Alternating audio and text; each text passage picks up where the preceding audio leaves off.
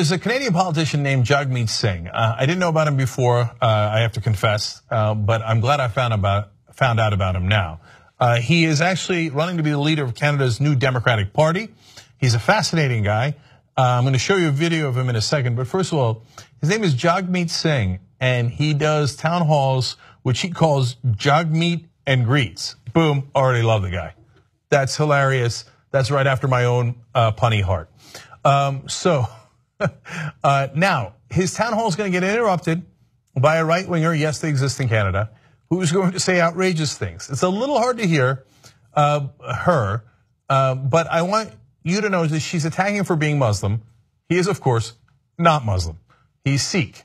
It is a completely different religion.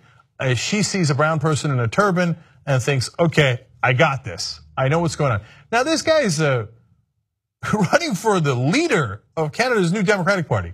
You went to his event, did not bother to find out one thing about him.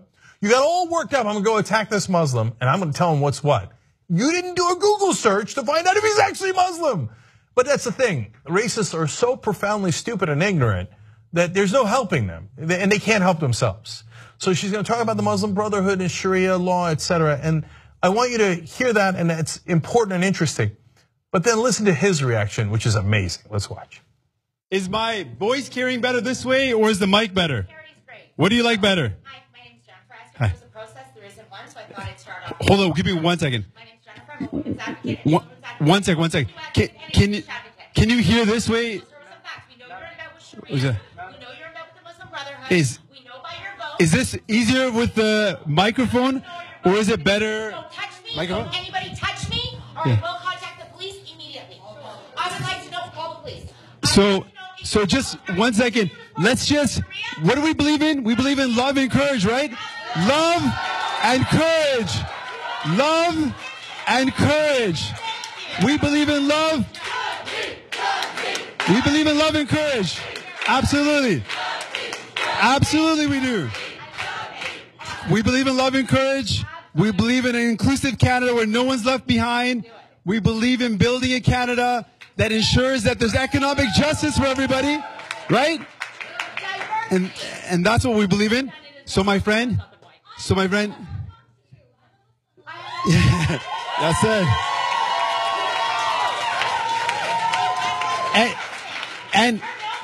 And you are wonderful. And let's just say, as Canadians, do we believe in celebrating all diversity? Do we believe in celebrating diversity? Give it a round of applause for diversity. A round of applause for diversity. All right. Sorry. Back up, lady. Back up. When is your Sharia going to end? We know you're about the Muslim. We can tell by your votes. We all know. That's it. It's okay. So what this is, we don't want to be intimidated by hate. We don't want hatred to ruin a positive event, right? We don't want hatred to ruin a positive event. So let's show people how we would treat someone with love. We welcome you. We welcome you. We welcome you. We love you. We support you and we love you. We support you, we love you. We all here, everyone in this room loves you. We all support you. We believe in your rights. We all believe in your rights. This room is a room filled of people that are loving and that will support you, but this isn't the best way to do it, but it's okay, we're gonna talk some more. My friends, we'll just sort this situation out. We'll be right back. I love you all. These are things that happen, it's okay. It's no big deal. We're not gonna be intimidated, it's all good. Okay, let's break it down. First of all, people talk about white privilege, and we mention it from time to time on the show. It doesn't mean that all white people are rich. So I know that's how the right wing wants to play it. If you're sitting in the middle of Ottawa or Nebraska and you're a poor white guy, it doesn't mean that you live in a mansion and a yacht. It means that you have a certain set of assumptions about how you should be treated and how you do get treated that other minorities don't get to benefit from. So for example, in her case, she comes up and gets within inches of a politician And I know Canada is a little different than America. In America, if a liberal protester got anywhere near a politician, they'd be tackled. If they were at a Trump rally, they'd be punched in the face, and they would certainly be escorted from the building immediately. In fact, we don't have to guess at it. Just last week, someone asked a question from not anywhere near Senator Toomey. He was doing an event on PBS in Pennsylvania. The guy's all the way in the back, and he asked a question about, look, we've been doing this event for a while. Did you hear the news about your daughter? Now, what he was trying to say is, if you feel for a second like, oh my God, my daughter's been abducted. Well, how about the people whose daughters are actually abducted by the US government and deported? So it was an interesting ideological and intellectual point that he was trying to make. Maybe not in the best way, but he was immediately arrested. Immediately arrested and escorted from the building with security. Now she gets right up in his grill and she says, I'll contact the police. Because her privilege and assumption is the police work for me, they don't work for you. You look Muslim to me. No, and if I can just go up to a representative and get right in their face and threaten them, I can threaten everybody around them. And if they try to protect the representative, hey man, I'll contact the police. Don't you dare touch me. But you ran straight up to the guy. You're the one doing the threatening motions. No, look, I don't think that if she touched someone, it wasn't enough that I need her to go to prison or whatever. JR and I had a discussion about this off air. JR thinks she should be arrested. Okay, he's not here today to talk about it, but I don't need that. I don't need her to be arrested. But I also don't want that guy who asked a question from a progressive perspective in Pennsylvania to get arrested either. But there is a double standard. So if you're a right winger, and to some degree, yes, white, you can go up and not get arrested. You can just get in people's faces. You can call them, say that they're part of Sharia law and make up insane conspiracy theories about them, and everybody's got to tolerate it.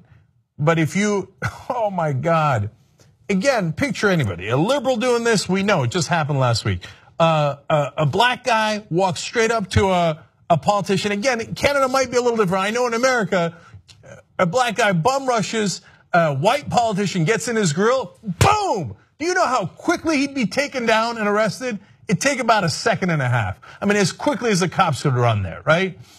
And imagine a Muslim guy gets up in a white politician's face and says, I know what you did. I know what's wrong with your religion. I'm gonna get you. The degree to which he would be arrested and not let out is indescribable. So look, go to the town hall, say your crazy conspiracy theories when it's your turn. There's all those people there, they all want to go talk and they're not a lunatic like you are. So wait till you get the mic like everybody else does, and then go on, go ahead, there's nothing wrong with it. I mean, it's a free country in Canada. You're free to be insane. So say to him, hey, look, I think you're part of the Muslim Brotherhood taking over. And then he would say, well, I'm actually Sikh, I have nothing to do with Muslims. But even so, and like a woman in the crowd said, I am Muslim. And he could tell you, no, Muslims in Canada are not looking to impose Sharia law. And here are the reasons why, et cetera. You could have a rational and civil discussion about it. But that's not what she wanted. But I thought he did a wonderful job in shutting it down and greeting her the same way Martin Luther King said. He said, we don't go to the South just to liberate black people. We also went to go liberate, in that time, the white racists in the South from the hatred in their heart, because it doesn't help them either. It's also, last thing is that it's a little depressing to see they walk among us. If you saw that woman in the middle of Canada, would you think, oh, that's a lunatic who finds people from random religions and attacks them and thinks that somehow Muslims are going to take over Canada? But like here in America, there is unfortunately not just one or two of them. There is a decent percentage of the population who are insane, who think, yeah, Sharia law is about to take over. The most powerful people in the country, in our case, are the ones that cross the border from Mexico. They're the most powerful people in the country who believe in insane things that aren't remotely true. And they live among us. If you like this video, you'll love the whole TYT network. Check it out at tytnetwork.com/join.